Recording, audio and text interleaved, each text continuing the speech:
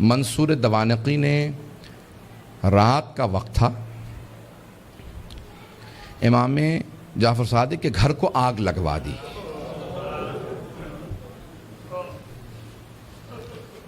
آج کل آپ نے دیکھا روشنیاں ہوتی ہیں، پانی کا نظام کچھ اور ہے۔ پرانے زمانے میں گھر میں کنواں ہوتا تھا، پانی نکالا جاتا تھا، چراغ ہاتھ میں ہوتے تھے۔ رات کا وقت تھا، امام کے گھر میں آگ لگا دی۔ امام کے جو خادم تھے نا وہ فوراً آگ بجھانے لگے۔ میرے طرف دیکھیے گا، ایک جملہ کہہ دوں اس کے بعد صرف 2-4 منٹ 5 منٹ زحمت دوں گا آپ کو مصائب کی۔ امام کے جتنے خادم تھے نا وہ سب کے سب آگ بجھانے لگے۔ امام اپنے گھر سے باہر نکلے، گھر میں آگ تھی۔ باہر نکلنے کے بعد نہ جانے صحن میں کیا دیکھا، ایک دیوار سے ٹیک لگا کے بیٹھ گئے اور زاروں قطار رونا شروع کر دیا۔ امام روتے جاتے تھے، خادم آگ بجھا رہے تھے۔ ایک خادم رکا، فوراً دوڑتا ہوا امام کی بارگاہ میں آیا، کہا مولا کیا بات ہے، نہ آپ آگ بجھانے میں مدد کر رہے ہیں، نہ گھر سے باہر جا رہے ہیں، ایک طرف بیٹھ کے روتے چلے جا رہے ہیں، مولا کیا بات ہے، مجھے سمجھائیے کیوں اتنا رو رہے ہیں۔ کہا کہ مجھے شام غریبہ یاد آ گئی، مجھے شام غریبہ یاد آ گئی۔ کہا مولا اس وقت شام غریبہ کیوں یاد آئی ہے؟ مولا نے اپنے خادم کو مخاطب کر کے کہا تو دیکھ رہا ہے میری بیٹیاں سر پہ برقعے سنبھالے، کبھی صحن میں اس طرف سے ادھر جاتی ہیں، کبھی ادھر سے ادھر جاتی ہیں، کتنی پریشان ہیں۔ جب میں نے اپنی بیٹیوں کو صحن میں دوڑتے دیکھا مجھے میری پھپھیاں یاد آ گئیں۔ کہا مولا کیوں؟ کہا نہ میرے جد حسین سر پہ موجود تھے، نہ میرے چچا عباس موجود تھے، نہ علی اکبر سنبھالنے کے لیے تھے، نہ قاسم، اور سید سجاد میرے دادا بیمار پڑے تھے۔ جب خیموں میں آگ لگی ہر بی بی تڑپنے لگی، کبھی اس خیمے سے اس خیمے میں، کبھی اس خیمے سے اس خیمے میں۔ کہا جب ایک مرتبہ سارے خیمے جل گئے، امام سجاد کے خیمے میں آئے، مولانا پیش کر چکے، میں شام غریبہ نہیں پڑھوں گا۔ کہا مجھے شام غریبہ یاد آ گئی۔ عزیزان گرامی میں صرف 2 روایات پیش کرنا چاہ رہا تھا۔ پہلے مولا نے کہا مجھے شام غریبہ یاد آ گئی، دوسرے جب ایک مرتبہ عاشور کا دن تھا، امام کے گھر کے اندر عجیب و غریب عالم ہے، امام بیٹھ کے رو رہے ہیں، اتنے میں کچھ شیعہ آئے۔ کہا مولا کیا بات ہے اتنے محزون ہیں؟ کہا حکومت اعلان نہیں کرتی آج عاشورہ ہے، میرے جد حسین کی مجلس کا دن ہے۔ وہ جو شیعہ آئے تھے ان میں سے ایک نے کہا کہ مولا آپ کو مجلس کریں گے؟ امام نے کہا ہاں۔ کہا تمہارے بابا مرثیہ کہہ دیا کرتے تھے، اشعار کہتے تھے، تم بھی شعر کہتے ہو؟ کہا ہاں مولا۔ کہا میرے جد حسین کی شان میں کوئی شعر کہا ہے؟ کہا جی مولا۔ کہا ذرا کچھ مصائب کے اشعار سنا دو، آپ بھی دوڑے پڑتے ہیں نا۔ امام نے کہا ہاں ذرا کوئی مصائب کا بند سنا دے۔ کھڑا ہوا پڑھنا چاہتا تھا، امام نے کہا رک جا ابھی نہ پڑھنا۔ ایک مرتبہ ایک امام نے خادم سے کہا ذرا یہاں پردہ کھینچ دے، پردہ کھینچا گیا۔ امام نے خادمہ کو آواز دی ذرا میری ماں سے کہنا مجلس میں آ جائے۔ امام کی والدہ کا نام جانتے ہیں نا سب، حضرت ام فروا، سب جانتے تھے امام کی والدہ حضرت ام فروا ہیں۔ امام نے خادمہ کو آواز میری ماں سے کہہ دے میرے جد کی مجلس ہو رہی ہے، مجلس میں آ جائیں، میری بیٹیوں کو آواز دے دو، میری بہنوں کو بلا دو۔ سب پردے کے پیچھے آ کے بیٹھ گئے۔ امام نے کہا اب مصائب شروع کر دے۔ اس نے مصائب پڑھنا شروع کیا۔ جب مصائب پڑھ رہا تھا، روایت کے الفاظ میں نے خود پڑھی ہے، مستند روایت ہے، بڑے بڑے علماء فقہا سے سنی ہے، مصائب پڑھتے پڑھتے ایک مرتبہ اس نے آواز سنی کہ امام کی والدہ کے بین کی آواز آ رہی ہے۔ حضرت ام فروا بین کرنے لگی، ہائے میرا جد مارا گیا، ہائے حسین مارا گیا، بین کرنے لگی۔ اب امام صادق سے برداشت نہیں ہو رہا تھا، آنسو بہ رہے تھے، ریش تر تھی، امام نے امامہ اتار رکھا تھا، تڑپ رہے تھے۔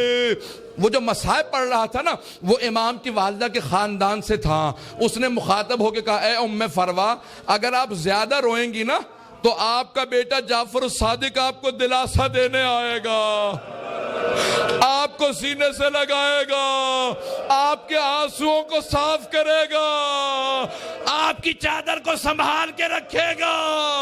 لیکن اے ام فروا آپ کی پھپھیاں جب میدان کربلا میں رو رہی تھی، کبھی شمر تازیانے مارتا تھا، کبھی خولی تازیانے مارتا تھا. بس بھئی اجرکم اللہ، میں تمام کر دیتا.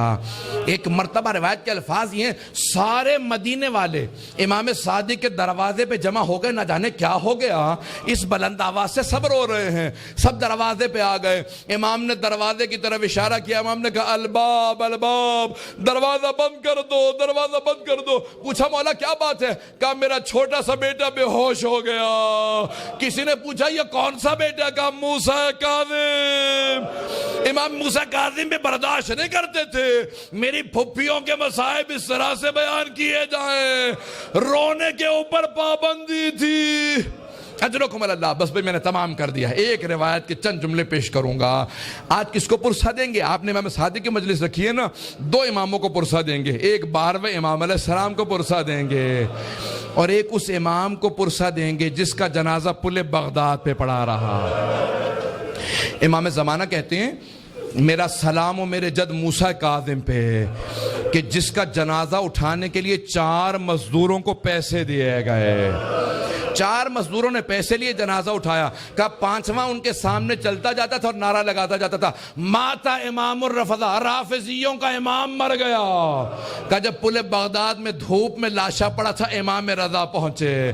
کہا ہٹ جاؤ میرے غریب بابا کے لاشے پہ، میں مدینے سے آیا ہوں. آج ذرا مل کے کہیں گے اے مولا آپ کو پرسہ دینے آئے. کس کا؟ صادق آل محمد آپ کے بابا کا. پیش کروں؟ آخری جملے سن لیجئے. بس بھئی منصور دوانقی ملعون نے امام کو زہر بھجوایا. کیسے دلوایا؟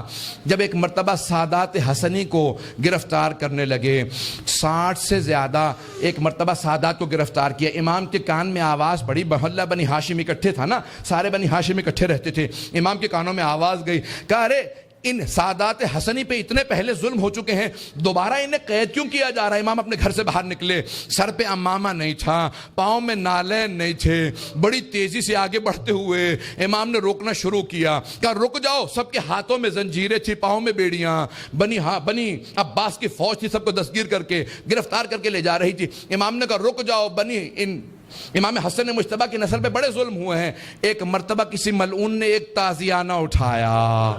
تازیانہ اٹھانا تھا، امام کی پشت پہ تازیانہ مارا. امام کا کرتا چاک کیا اور دوبارہ 2-3 تازیانے مارے. امام زمین پہ آئے. اس وقت امام بزرگ تھے. بس میں اس سے زیادہ نہیں پڑھ سکتا. امام نے پلٹ کے ایک مرتبہ ایک جملہ کہا کہ ہم نہیں چاہتے ہمارے جد کے حرم میں خون بہایا جائے، اس لیے ہم اپنے شیعوں کو جنگ کی اجازت نہیں دیتے. تم اس بات کا ناجائز فائدہ اٹھاتے ہو. ایک مرتبہ کسی نے کسی تازیانے کے اندر زہر ملایا. بس امام کا جو زخم تھا اسی زخم کے اوپر تازیانہ لگا. امام نے آواز دی مجھے میرے گھر واپس لے جاؤ.